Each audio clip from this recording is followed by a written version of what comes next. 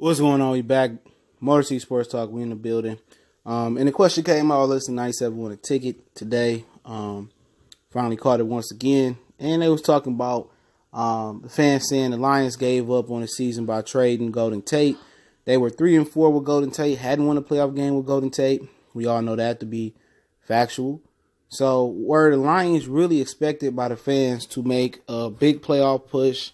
Even though people see the division as down this year with Aaron Rodgers being hobbled and the Packers on the downtrend, the Vikings are definitely on the downtrend from what they was last year. And, Chicago, seeming not to be as good as we thought they would be with Khalil Mack right now, but them being number one in the division. But did people expect the Lions to make the playoffs, make a playoff run, or win a division? And, true heart of heart, take your fandom out of it. You neutral. You looking at this team.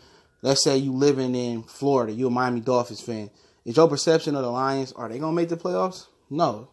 Nobody thinks the Lions are going to make the playoffs, okay? After this Sunday, no.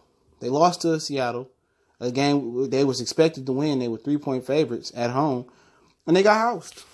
There's too many deficiencies on this team as far as every corner besides Darius Slay pretty much sucks. The run defense sucks. There's questions at linebacker. Golden Tate couldn't answer all those questions. He couldn't plug all those questions. So you get something for him.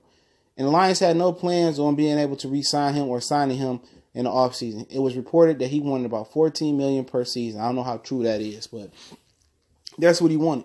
When you pay $14 million to a 30-year-old receiver that's only really being effective in the slot these days, no, you don't.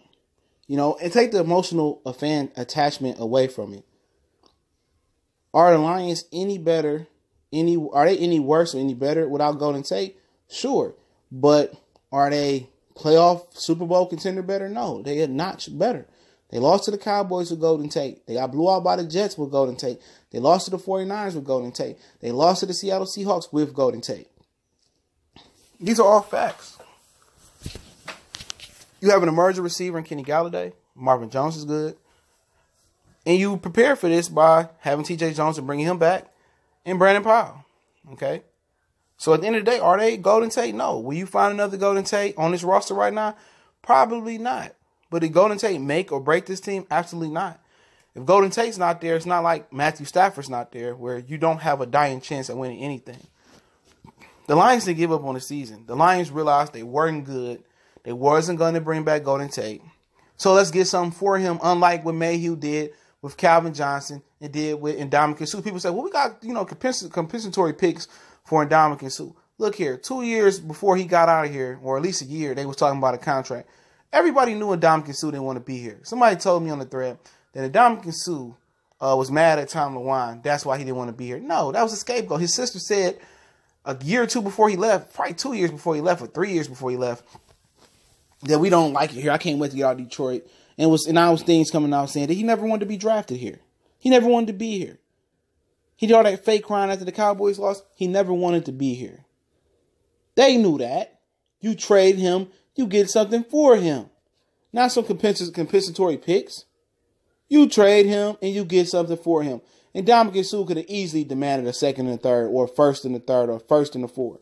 For Roy Williams to the Dallas Cowboys, I believe we got a number 1, 2, and 3. If not 2 ones, I think it was 1, 2, and 3 or something like that. Don't forget that.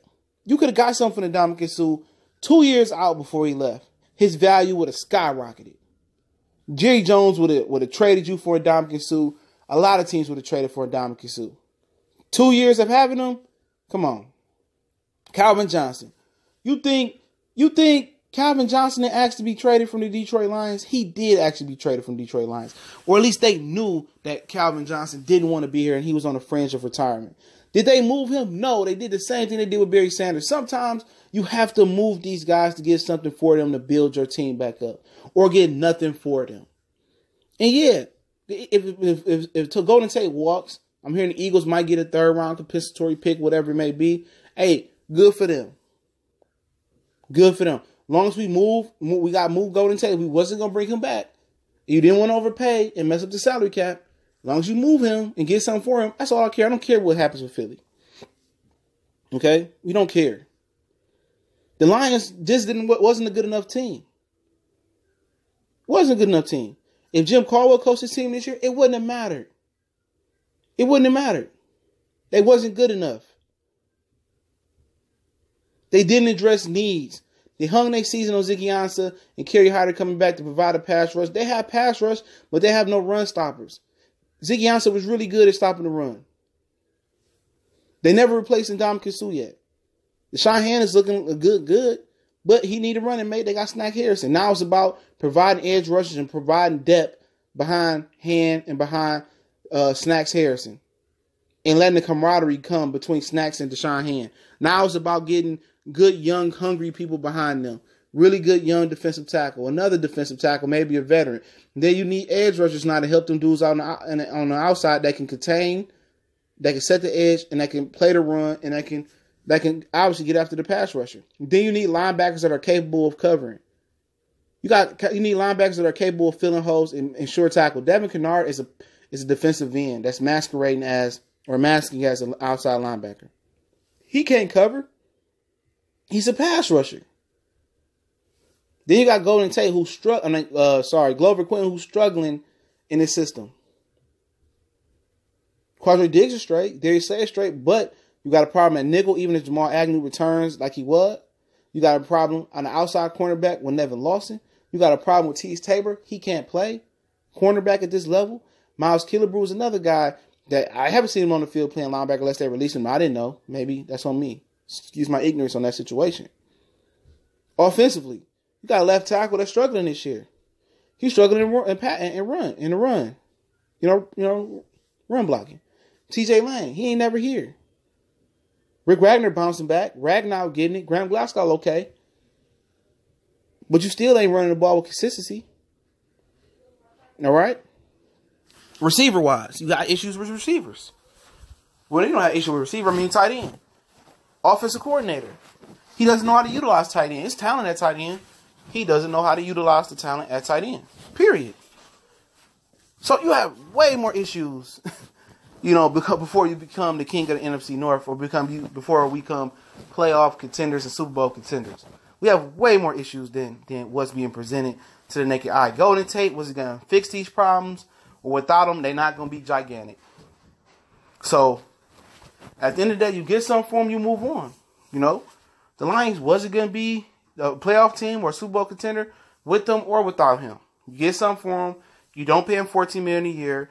Take the fan emotional attachment out of it. This team is further away than people want to get credit for. Motor City Sports Talk. Y'all know what it is. We on all social media platforms. Links in the description. Y'all know what it is. We gone.